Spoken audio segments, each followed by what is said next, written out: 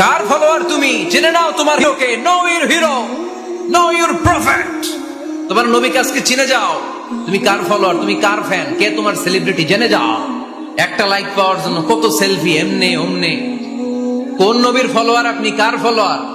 হারিসুন আলাইকুম, তিনি তোমাদের কল্যাণকামী। বিল মুমিনিনা রাউফুর রহিম, মুমিনদের জন্য তিনি দিল দরিয়া।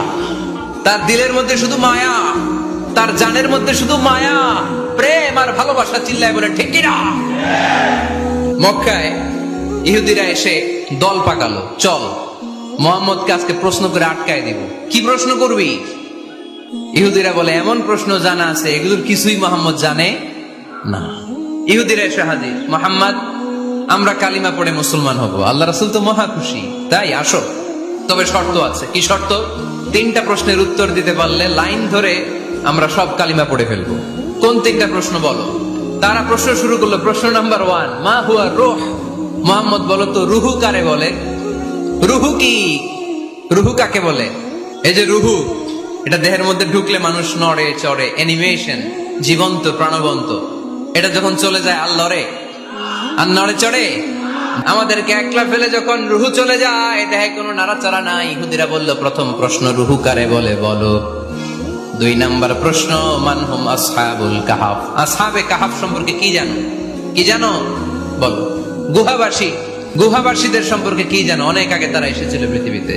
3 নাম্বার প্রশ্ন মান হুয়া যুলকারনাইন। যুলকারনাইন সম্পর্কে কি জানো বলো। প্রশ্ন কয়টা? প্রথম প্রশ্ন কি সম্পর্কে? রূহ। দ্বিতীয় প্রশ্ন আসহাবে কাহাফ। তৃতীয় প্রশ্ন যুলকারনাইন। আল্লাহ রাসূল সাল্লাল্লাহু আলাইহি ওয়াসাল্লাম বললেন গাদান উজিবুকুম। তাফসীর ইবনে কাসিরে এসেছে, তিনি উত্তর দিলেন গাদান উজিবুকুম, আই উইল আনসার টুমরো। আগামীকাল উত্তর দিব। কারণ জানেন না তো কি করে বলবেন, আর না জানলে উনি বানায় কিছু বলেন? কারণ কোরআন তো পরিচয় দিয়েই দিল, তিনি মন গড়া কখনো কিছু বলেন। ওরা আগামীকাল উত্তরের জন্য হাজির, কিন্তু ওহী আসে নাই, উনি বলতেও পারে না। বিশ্বনবী আবার বললেন গদান উজিবুকুম, আগামীকাল দেব। তারপরের দিন ইহুদিরা এসে হাজির, বিশ্বনবী উত্তর করতে পারেন না। বিশ্বনবী আবার বললেন গদান উজিবুকুম, আগামীকাল বলে দেব। আগামীকাল ওরা এসে হাজির, তৃতীয় দিনও তিনি পারেন না। এসে হাসাহাসি শুরু করছে, এই মক্কার লোকেরা দেখো, এই লোকটা এতদিন তোমাদেরকে ভুল বুঝাইছে। এই লোকটা এতদিন বলেছে তিনি নবী। তিনি যদি নবী হতো তিনি তো প্রশ্নের উত্তর করতে পারতো, পারে না কেন? পারে না কেন?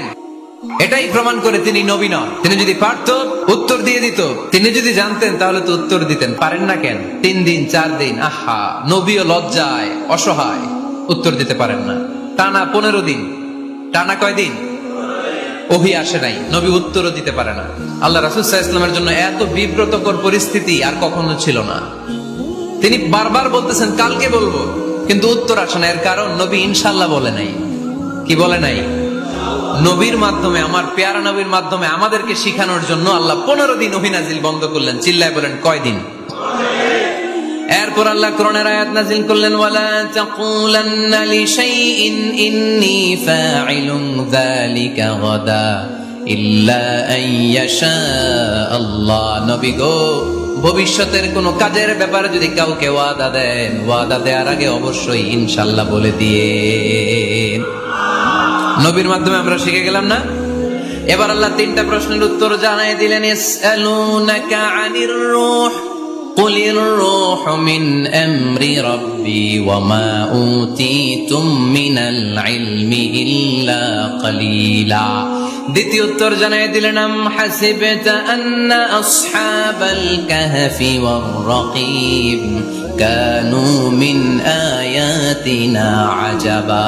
3 নাম্বার প্রশ্নের উত্তর আল্লাহ সূরা কাহফে জানিয়ে দিলেন ইয়াসআলুনাকা আন যিল কারনাইন কুল সাআতলু আলাইকুম মিনহু যিকরা। আল্লাহু আকবার। এবার নবী দাঁড়িয়ে গেলেন, বললেন কার কার উত্তর লাগবে আসো। রূহ হলো আল্লাহর আদেশ, আল্লাহর আদেশে ঢুকে আর আল্লাহর আদেশে বের হয়। আসহাবে কাফের 7 জন ছেলে ছিল, গুহার মধ্যে আল্লাহর ভয়ে ঢুকেছে। 309 বছর পরে আল্লাহ তাদেরকে আবার ঘুম থেকে জাগিয়েছে। জুলকারনাইন এমন একজন বাদশা, গোটা বিশ্বকে শাসন করেছে, তার শাসন ক্ষমতার কোনো কমতি ছিল না। সুবহানাল্লাহ, সুবহানাল্লাহ। He was guided by wahy, he was guided by revelation. উনার কাছে ওহী না আসলে, ওহী না নামলে তিনি কখনো কোনো কথা বলেন তাহলে আমার নবীর 4 নাম্বার পরিচয়, তিনি মন গড়া বলে না, জেনে শুনে ওহীপ্রাপ্ত হয়ে বলে। সুবহানাল্লাহ পড়েন। ওয়ামা আরসালনাকা ইল্লা রাহমাতাল লিল আলামিন। নবী হে, আমি আপনাকে বিশ্ববাসীর জন্য রহমত করে প্রেরণ করেছি।